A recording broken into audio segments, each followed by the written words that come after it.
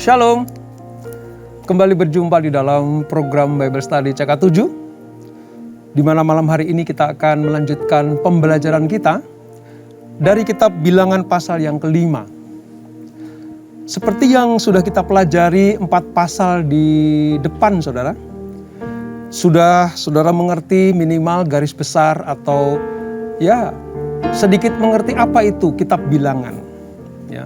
Kitab Bilangan menceritakan bagaimana sensus bangsa Israel dan ketetapan Tuhan mengenai suku-suku, puak-puak, kaum-kaum yang akan mendapatkan tugas dan kewajiban. Untuk apa saudara? Menjadi warga negara di tempat yang baru. Kalau dulu bebas dari perbudakan di Mesir, statusnya budak di Mesir, lalu dikeluarkan dengan luar biasa oleh Tuhan dari Mesir, akan ditempatkan di tanah perjanjian. Dan sebelum mereka memasuki tanah perjanjian, maka disensus kembali, dihitung kembali, disusun kembali.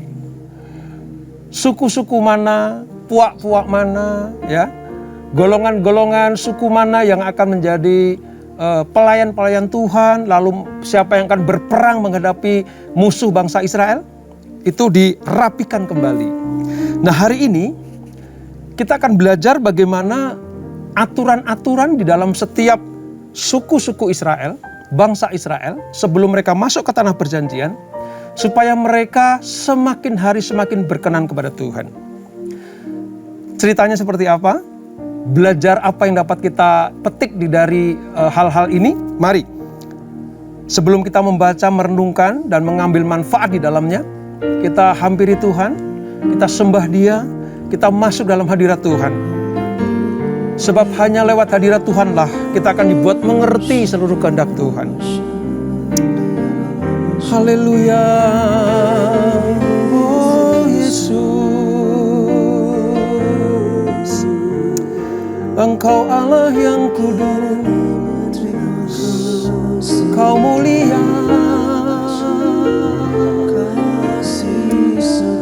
layak Kau disembah, layak Kau dipuji, sebab Kau memang satu-satunya pokok pujian kami, ya Tuhan.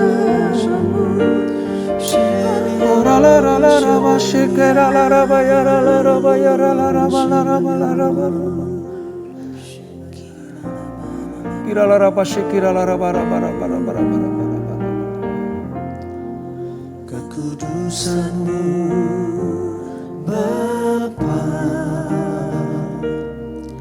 pengorbanan-Mu Yesus, penghiburan-Mu Roh Kudus, membuatku terpesona. Tiada lagi kata, tiada lagi harta, tiada lagi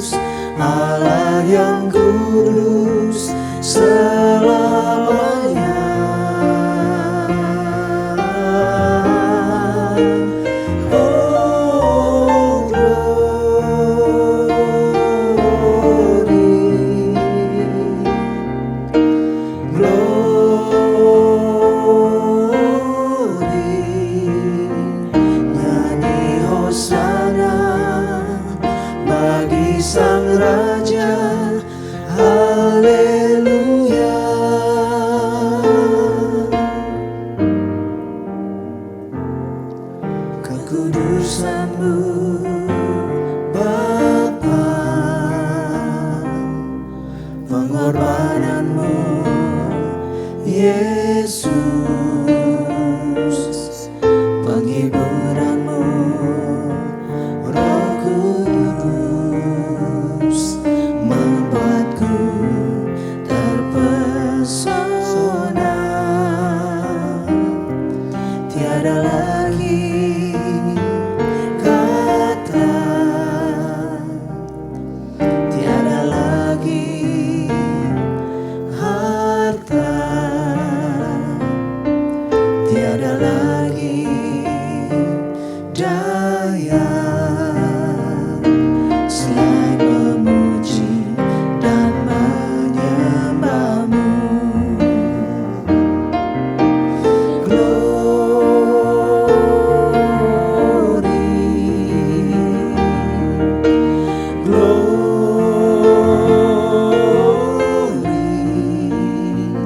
Bagimu Yesus, Allah yang kudus selamanya.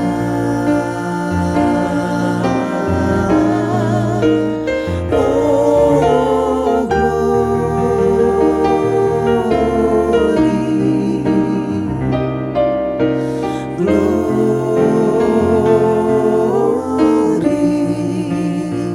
nyanyi hosana bagi Sang Raja, haleluya.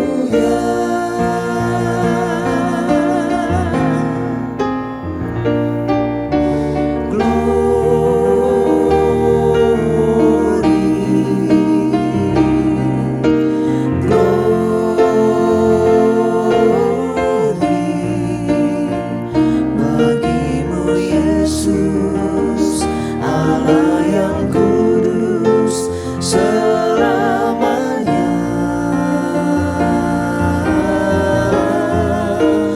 Oh glory,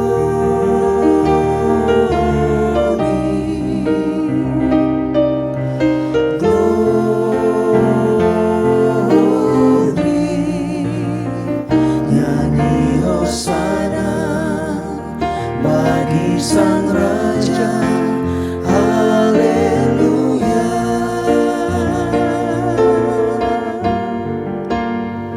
Nyanyi hosana bagi Sang Raja, haleluya.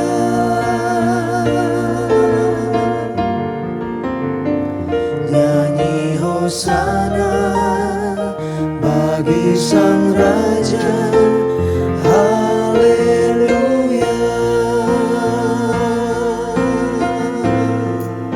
Kami sembah Engkau Tuhan, kami akui Engkau satu-satunya Allah yang kudus.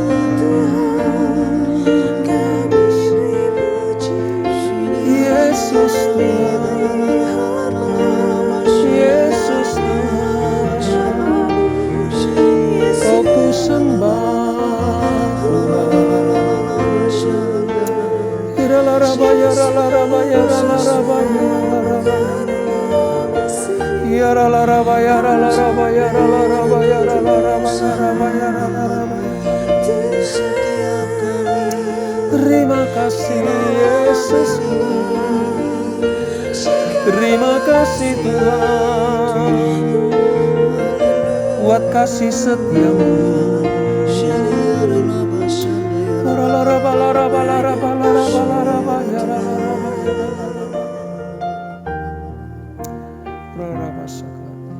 Sucikan dan kuduskan hati ini untuk layak menghadap hadirat-Mu. Tubuh jiwa rohku ku serahkan padamu, ku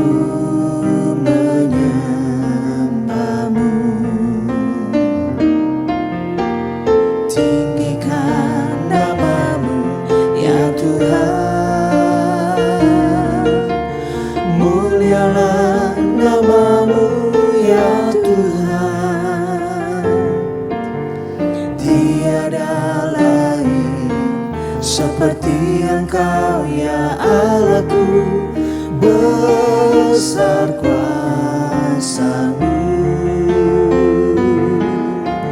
Tiada lain seperti Engkau ya Allahku, besar kuasa-Mu.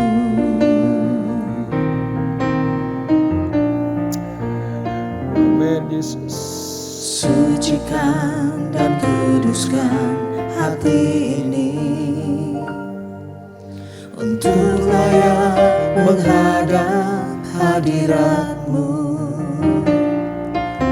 Tubuh jiwa rohku ku serahkan padamu, ku menyembah-Mu.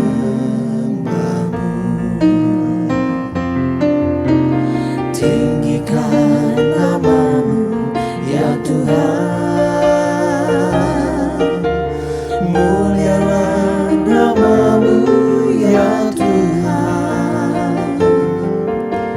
Tiada lain seperti Engkau ya Allahku, besar kuasa-Mu.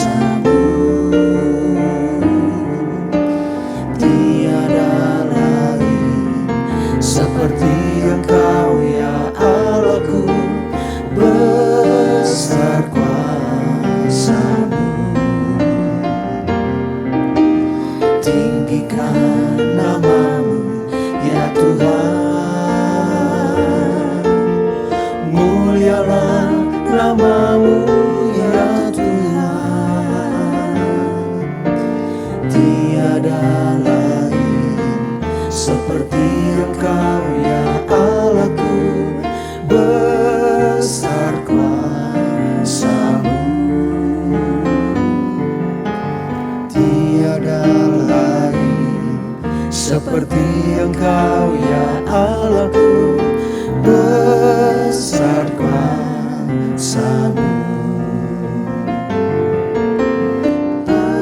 Besar kuasa-Mu. Besar kuasa-Mu. Amin Tuhan. Sungguh Engkau Allah yang memiliki kuasa yang lebih besar dari apapun juga. Engkau Tuhan di atas segala-galanya. Engkau sang penguasa langit dan bumi. Kudus, suci, besar dan agung nama-Mu ya Tuhan. Itulah sebabnya kami memuji-muji Engkau. Kami mengeluh-elukan Engkau. Sebab Engkau memang layak terima pujian kami. Terima kasih Bapa.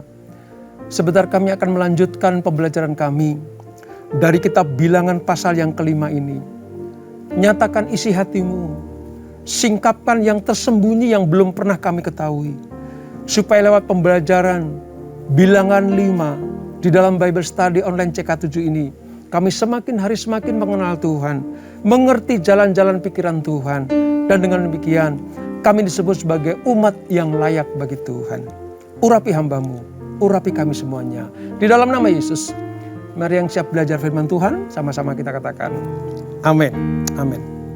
Baik, kita akan buka Bilangan 5 saudara. Alkitab saya Perjanjian Lama, halaman 148. Perlu saya ingatkan bahwa kitab Bilangan itu adalah kitab keempat dari Pentatuk atau 5 Taurat Musa. Taurat Musa ini sangat dipercayai, sangat dipegang teguh oleh orang-orang Yahudi, khususnya orang Yudaisme. Pun demikian masuk di dalam kitab suci yang kita percayai sebagai firman Allah ini. Kanon kitab suci ini memasukkan 5 kitab Musa sebagai Pentatuk atau pertama-tama di dalam firman Allah disampaikan kepada umat Israel dan kita semuanya pada hari ini. Baik saudara, saya akan pandu membacanya dari ayat 1 sampai dengan ayat yang ke-10. Ya, ayat 1 sampai dengan ayat yang ke-10. Sebab hari ini kita akan mempelajari bagaimana peraturan bagi bangsa Israel menjelang mereka masuk ke tanah perjanjian, tentang hal orang-orang yang najis. Perlakuan seperti apa terhadap orang-orang yang dinyatakan najis oleh imam-imam pada waktu itu. Nah, tentunya para imam mengacu kepada peraturan-peraturan yang Tuhan suruh untuk dilakukan. Ini bukan peraturan manusia, tapi peraturan Tuhan sendiri. Lalu yang kedua nanti kita akan belajar bagaimana peraturan mengenai penebus salah. Ya. Kalau ada orang-orang yang melakukan pelanggaran-pelanggaran, ya, kalau kepada Tuhan jelas pertobatan, ya, kesungguh-sungguhan untuk mencari wajah Tuhan, merendahkan hati, itu lambang pengakuan salah kita kepada Tuhan. Namun kalau kita hubungannya dengan sesama manusia, penebus salah apa yang harus dilakukan oleh orang-orang yang bersalah kepada sesamanya? Oleh sebab itu mari kita baca ayat 1 sampai dengan ayat yang ke-10 dari Bilangan pasal yang ke-5. Demikian firman Tuhan. Tuhan berfirman kepada Musa, perintahkanlah kepada orang Israel, supaya semua orang yang sakit kusta, semua orang yang mengeluarkan lelehan, dan semua orang yang najis oleh mayat disuruh meninggalkan tempat perkemahan. Baik laki-laki maupun perempuan, haruslah kau suruh pergi keluar tempat perkemahan, haruslah mereka kau suruh pergi, supaya mereka jangan menajiskan tempat perkemahan di mana aku diam di tengah-tengah mereka. Maka orang Israel berbuat demikian. Mereka menyuruh orang-orang itu meninggalkan tempat perkemahan. Seperti yang difirmankan Tuhan kepada Musa, demikianlah diperbuat orang Israel. Ini sampai dengan ayat keempat dulu, saudara. Tentang apa? Perlakuan atau mengenai orang-orang yang najis di tengah-tengah perkemahan bangsa Israel. Masih di padang gurun, saudara. Nah, mengapa Allah harus mengatur hal ini? Mengapa Tuhan memerintahkan kepada Musa supaya orang-orang yang dinyatakan najis, entah karena lelehan atau penyakit kusta atau menyentuh, kita pernah pelajari ya, menyentuh mayat-mayat atau bangkai-bangkai binatang, mereka harus dinyatakan najis. Sebab apa? Ingat sekali lagi, kalau kita belajar tentang kitab Imamat dan Bilangan, ya, Imamat dan Bilangan, itu kitab yang menyatakan bahwa Allah hanya mau tinggal dan bertemu di tengah-tengah bangsa yang kudus. Garis besar kitab Imamat dan Bilangan adalah Allah pengen memiliki umat yang kudus, ya, yang memiliki ibadah yang berkenan kepada Allah. Dan dia memilih Israel sebagai satu-satunya bangsa yang dipilih Tuhan untuk menjadi pedoman, menjadi tolok ukur, supaya Allah tinggal diam di tengah-tengah umatnya yang kudus itu. Nah, itulah sebabnya kenapa perintah ini turun kepada Musa supaya disampaikan ke bangsa Israel.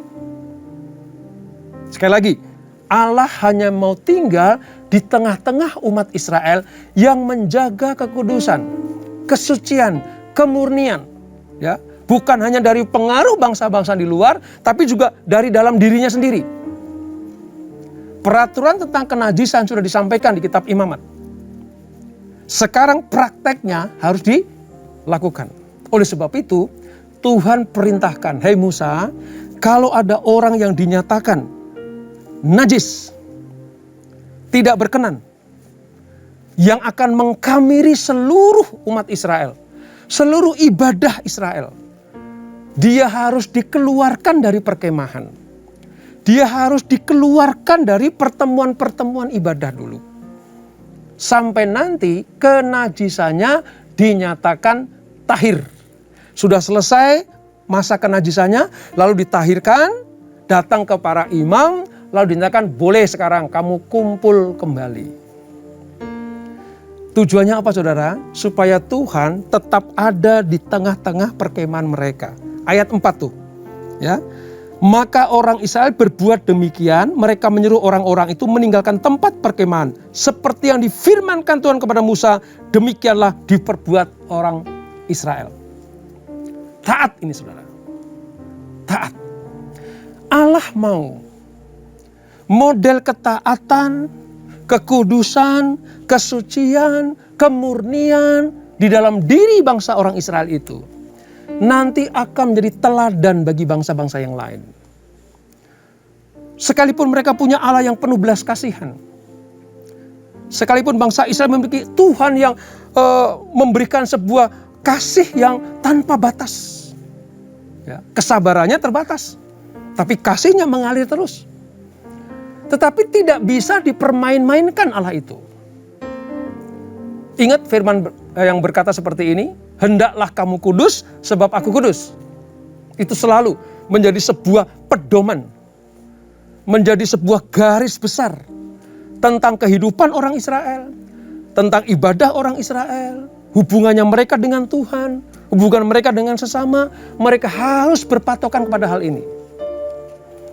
Sebab Allah menghendaki umat ini adalah umat yang kudus, suci dan mulia.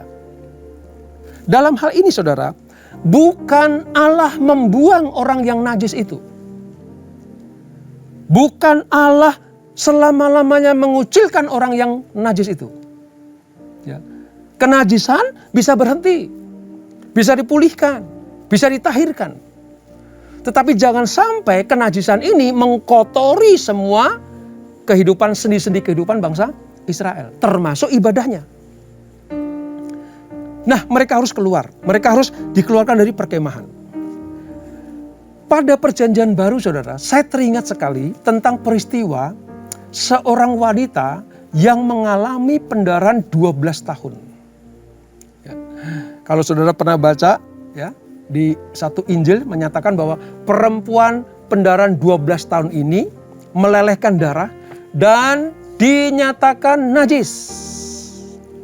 Najis, dijauhi orang, ya, harus keluar dari perkemahan, tidak boleh beribadah, tidak boleh membawa korban. Intinya dia tidak boleh bersinggungan dengan bangsa Israel yang adalah bangsanya sendiri, dan dia tidak boleh beribadah di bait suci. Dan ini terjadi saudara. Bahkan sampai perjanjian baru pun diberlakukan. Makanya bagaimana seorang perempuan pada 12 tahun itu menghampiri Yesus dengan apa? Dengan cara merangkak. Dia tidak berani lagi bertatap muka langsung dengan Tuhan. Ditandai dengan apa? Niat imannya bahwa menjamah jumbai jubahnya saja pasti aku akan sembuh. Saudara tahu arti kata menjamah jumbai jubahnya? Jumbai jubah itu bagian paling bawah, pakaian paling bawah dari para imam. Pakaian paling bawah dari Yesus yang bisa disentuh. Sebab apa?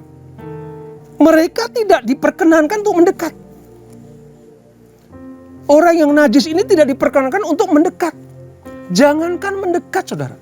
Ada di kerumunan saja tidak boleh. Tidak boleh. Itulah sebabnya kenapa peraturan ini harus ditegakkan. Nah, sampai kepada zaman Yesus, Yudaisme, orang-orang Israel yang belum percaya kepada Yesus pun melakukan hal yang demikian.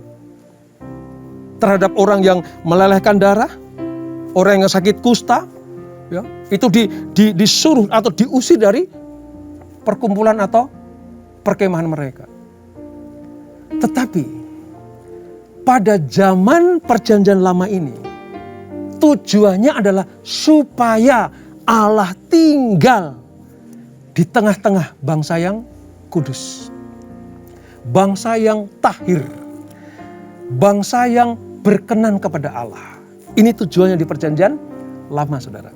Tapi nanti di perjanjian baru, ya, baik sang kusta itu, baik yang mengeluarkan lelehan darah, atau bahkan mungkin yang menyentuh bangkai binatang, ya, dinyatakan tahir kalau dia tetap memiliki iman kepada Kristus.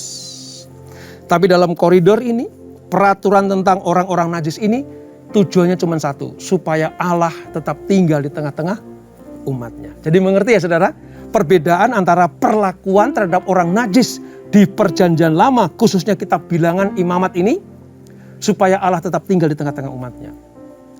Tapi pada perjanjian baru, kusta mereka, lelehan darah mereka, ya, ketidaklayakan mereka ditahirkan Tuhan Yesus sendiri. Ditahirkan oleh darah Yesus sendiri. Ya, mereka tidak lagi dikucilkan, mereka tidak lagi dibuang, malah Allah mencari orang-orang seperti itu. Selama mereka beriman kepada Allah, mereka percaya berkuasa Yesus. Seperti perempuan berusia 12 tahun, punya iman, asal ku jamah jubahnya saja, maka kau akan sembuh. Ya, itu sama seperti orang kusta, ya, yang minta kesembuhan dari Tuhan Yesus dan disembuhkan. Orang buta, ya, dibuat melihat kembali. Itu sebenarnya orang yang dikutuk. Orang yang dinyatakan dikutuk Tuhan karena buta sejak lahir. Tetapi penyakit-penyakit, ketidaklayakan, kenajisan orang-orang di perjanjian lama ini, di perjanjian baru, tujuannya berbeda. Apa itu? Untuk menyatakan kemuliaan Allah. Kalau di perjanjian lama, untuk menyatakan kekudusan Allah, supaya mereka tidak ada di dalam kemah bangsa Israel, atau di ibadah-ibadah di tempat-tempat kemah Musa. Tetapi pada perjanjian baru, hal ini terjadi, orang-orang najis ini tidak diusir. Bahkan dicari Tuhan Yesus. Supaya apa? Supaya kemuliaan Allah dinyatakan. Itulah perbedaan antara perlakuan kepada orang najis di perjanjian lama dengan perlakuan orang najis di perjanjian baru. Nah, sekarang kita lihat perikop yang kedua, saudara. Peraturan mengenai penebus salah. Kita lanjutkan pembacaannya ya. Dari ayat 5 sampai 10. Demikian firman Tuhan. Tuhan berfirman kepada Musa, berbicaralah kepada orang Israel. Apabila seorang laki-laki atau perempuan melakukan suatu dosa terhadap sesamanya manusia, dan oleh karena itu berubah setia terhadap Tuhan, sehingga orang itu menjadi bersalah, maka haruslah ia mengakui dosa yang telah dilakukannya itu. Kemudian membayar tebusan sepenuhnya, dengan menambah 1/5, lalu menyerahkannya kepada orang terhadap siapa ia bersalah. Jadi dinyatakan dan diatur kalau ada orang yang melakukan pelanggaran, melakukan dosa terhadap sesamanya, ya, mungkin menciderai, ya, mungkin diperlakukan tidak baik, mungkin bahkan sampai membunuh, gitu ya. Kalau dosa terhadap sesamanya, dan itu mengakibatkan apa? Orang itu menjadi bersalah, ya kepada Tuhan dan sesamanya, maka ada aturannya. Dia harus memberikan korban penebus salah, ya, tebusan, membayar tebusan sepenuhnya dengan menambah apa? 1/5 dari yang seharusnya ditambah 1/5 lagi. Ayat 8. Tetapi apabila orang itu tidak ada kaumnya, kepada siapa dapat dibayar tebusan salah itu, maka tebusan salah yang harus dibayarkan itu menjadi kepunyaan Tuhan. Kalau misalnya ada seorang yang bersalah kepada sesamanya itu sampai tidak atau terbunuh gitu ya, sudah tidak ada lagi keturunannya, tidak ada di kaumnya, tidak ada saudara dan sanak familinya, maka bayaran tebusan itu harus disembahkan kepada Tuhan, diserahkan kepada Tuhan. Ya, dan itu menjadi kepunyaan Tuhan dan adalah bagian imam, belum terhitung domba jantan pendamaian yang dipakai untuk mengadakan pendamaian bagi orang itu. Itu bayarannya rumit sekali, tapi diatur dalam kitab bilangan ini. Ayat 9. Dari persembahan-persembahan kudus yang disampaikan orang Israel kepada imam, persembahan khususnya adalah bagian imam. Sedang persembahan-persembahan kudus yang dibawa oleh seorang adalah bagian orang itu sendiri. Hanya ada yang diserahkannya kepada seorang imam adalah bagian imam itu. Ini diatur supaya apa, saudara? Ada keteraturan, ketertiban, ya. Ada orang yang menghormati orang lain. Jadi tidak serta-merta kalau ada orang yang bersalah kepada sesamanya lalu ya didiamkan saja, tidak. Diproses. Bahkan Allah sendiri yang menyatakannya. Karena pada awalnya berkata Tuhan berfirman kepada Musa. berbicaralah kepada bangsa Israel. Artinya ketetapan ini datang dari Tuhan. Untuk apa? Berlaku bagi bangsa Israel. Jadi kalau ada salah seorang dengan orang lain, dengan sesamanya, dengan kerabatnya, dengan tetangganya, ya, dengan komunitasnya, dengan puak dan sukunya, kalau ada orang bersalah kepada sesamanya, dia harus membayar tebusan salah. Ini saudara. Kenapa? Karena Tuhan juga pengen mengatur. Tuhan juga pengen apa? Membuat tertib bagi bangsa Israel. Jangan karena mentang-mentang dia anak-anak Tuhan, lalu mereka berbuat seenaknya sendiri. Tidak. Allah membatasi semua kehidupan bangsa Israel. Dia yang mengatur. Makanya beberapa waktu yang lalu saya katakan seperti ini. Semua bangsa di muka bumi ini hidup, ya, berbudaya, memiliki tradisi, memiliki aturan-aturan, itu berkolaborasi dan dipengaruhi oleh keadaan lingkungan. Bikin ketetapannya seperti apa, dilihat ke lingkungannya. Membikin hukum seperti apa, dilihat budaya dan lingkungannya. Membangun bisnis, membangun budaya seperti apa, dipengaruhi oleh lingkungannya.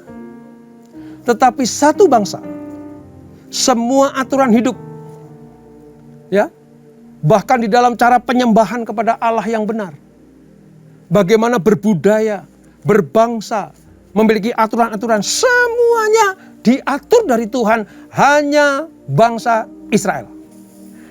Kalau di perjanjian lama adalah bangsa Israel, di perjanjian baru adalah gereja Tuhan. Orang-orang percaya, orang-orang Kristen, semua aturan kehidupannya Allah yang mengatur. Walaupun kita hidup di sebuah bangsa, mungkin aturannya berbeda dengan aturan Tuhan di surga. Tetapi kita harus mencerminkan warga negara kerajaan surga. Paulus berkata seperti ini. Kita punya kewarganegaraan surga. Walaupun kita punya kewarganegaraan di dunia ini. Saya orang Indonesia, saudara orang Indonesia, berkewarganegaraan Indonesia. Tapi yang membuat kita sama dengan bangsa-bangsa lain adalah kalau kita percaya kepada Yesus, kita punya warga negara kerajaan surga. Maka semua aturan, semua hukum, semua tata tertib, budaya yang harus kita lakukan diatur oleh Tuhan. Termasuk hubungan kita dengan Tuhan dan dengan sesama. Saudara, kita belajar dari kebudayaan purba yang Tuhan atur seperti ini. Bahkan bagaimana ada penebusan salah, ganti rugi kepada orang yang dirugikan. Itu sudah diatur. Semua sudah diatur. Supaya apa? Supaya tertib. Supaya orang saling menghormati. Ingat ya, bukan hanya loving God saja. Tapi juga loving people. Menghargai sesama kita. Menghormati sesama kita. Mengasihi sesama kita.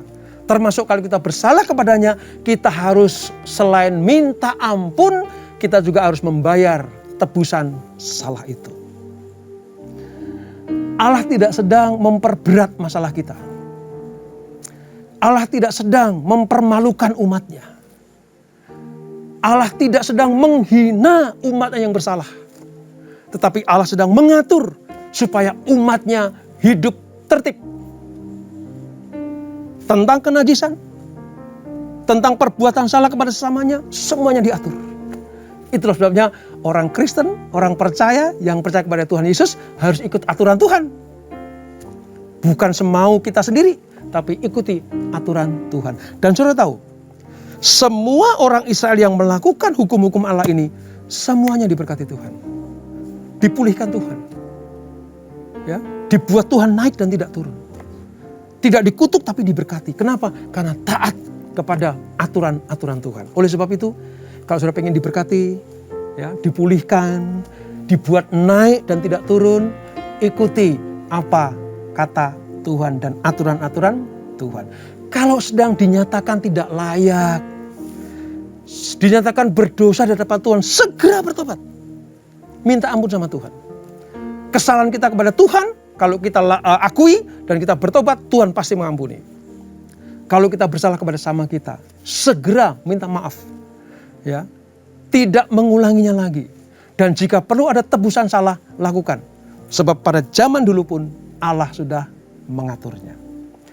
Dengan demikian, kita akan disebut sebagai bangsa imamat yang rajani, bangsa yang kudus, umat kepunyaan Allah. Yang tertib hidup demi nama Tuhan dan demi berkat Allah untuk kita semuanya. Kita berdoa. Bapa di surga, terima kasih untuk pembelajaran pada malam hari ini. Kami diajarkan, kami diingatkan bagaimana kami memperlakukan orang-orang najis seperti yang tertulis dalam Bilangan 5 ini. Pada zaman perjanjian lama mereka dikucilkan. Mereka dijauhkan, dikeluarkan dari perkemahan.